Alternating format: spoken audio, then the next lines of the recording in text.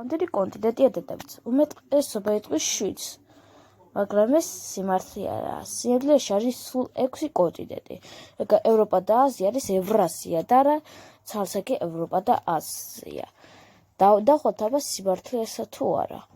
პირველი ჩრდილოეთ ამერიკა, მეორე სამხრეთ ამერიკა, მესამე ანტარქტიდა, 4 აფრიკა, მეხუთე ავსტრალია, მეექვსე კი ევრაზია. კარგად დავაკვირდეთ აფრიკასა და ევრაზიას, შევაჩვენებთ, რომ ეგვიპტეს ნაწილი აზიაშია. მაშინ ერთმანეთთანაა და მათი სახელი იქნებოდა ევრაფრაზია. მესი მარტივი არის აფრიკა და ევრაზია ერთად იყოს. და აი რატო? ისტორიის გამო, კანის ფერის გამო, მიტო არ არის ევრაფრაზია. თუ მოგეწონოთ ჩემი ვიდეო და ლაიქეთ, გამოიწერეთ ჩემი არხი და ნახვამდის.